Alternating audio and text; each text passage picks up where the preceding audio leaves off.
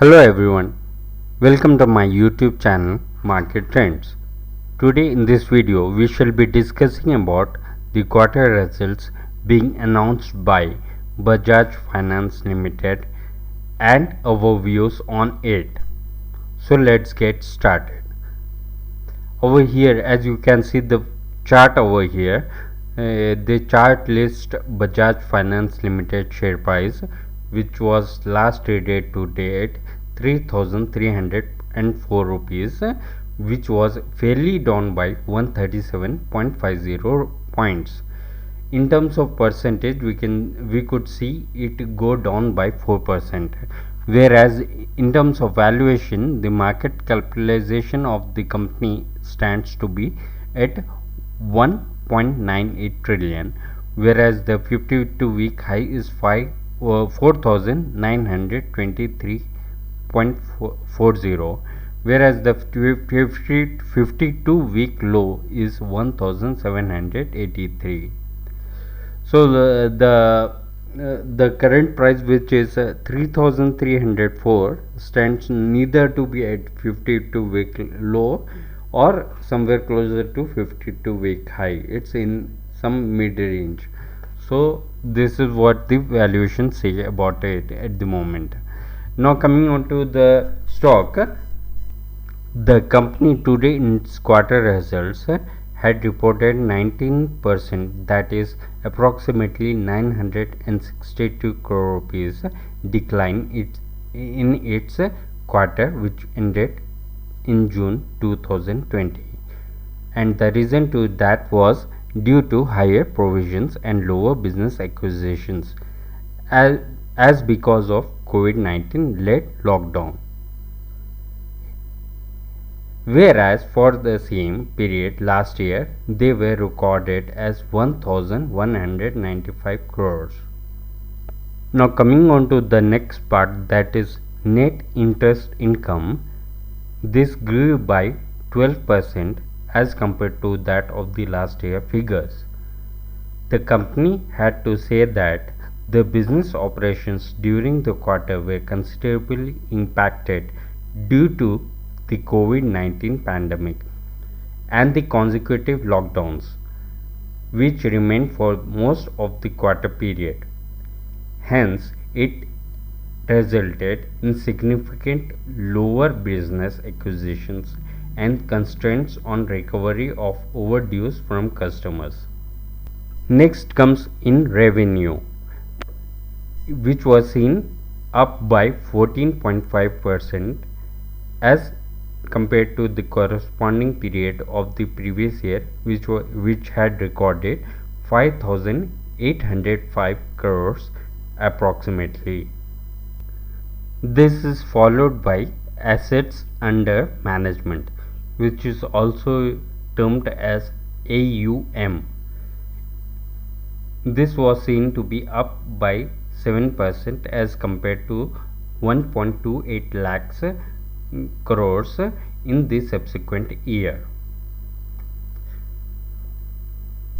At the same time, new loans booked fell by 76% to 1.75 million in the previous year same quarter, whereas loan losses and provisions were recorded to be at 1,686 crores, which had increased significantly as compared to 551 crores which were recorded in the previous year, as the company made an additional contingency provision of rupees 1,450 crore for COVID-19, taking the overall contingency provisions for COVID-19 to rupees 2,350 crores as of June 2020.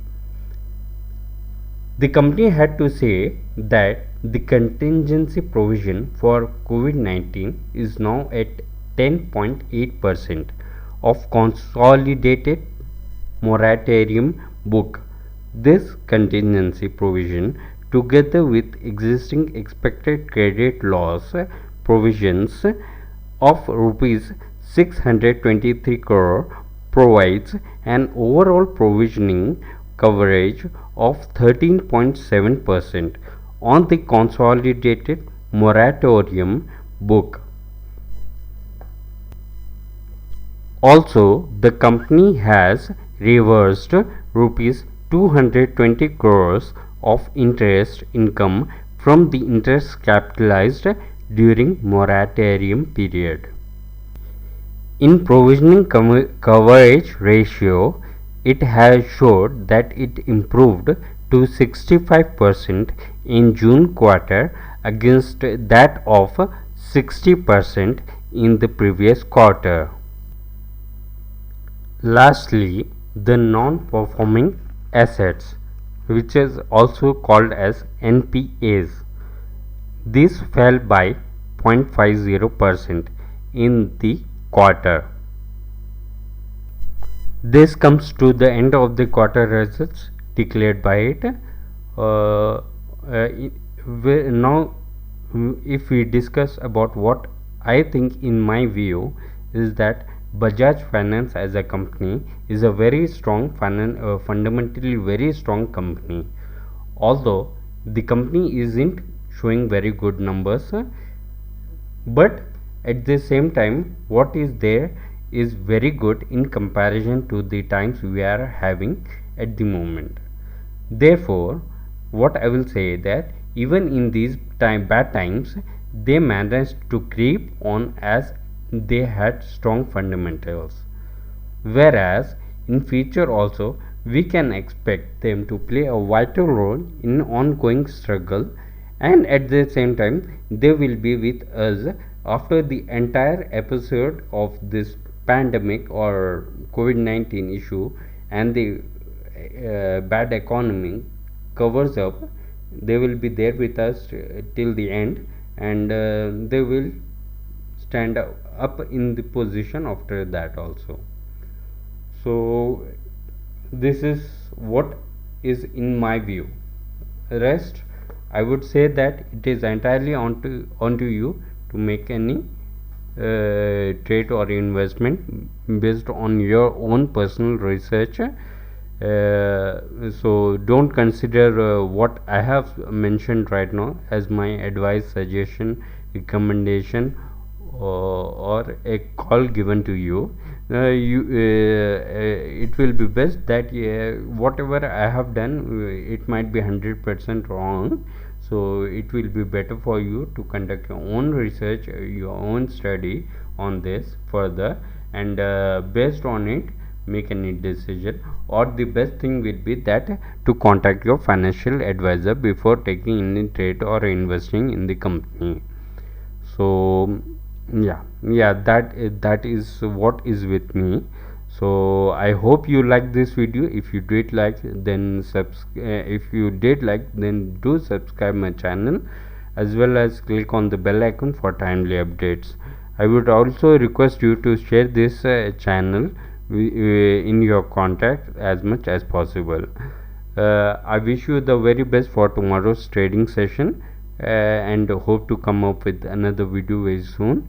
Till then, take care and bye bye.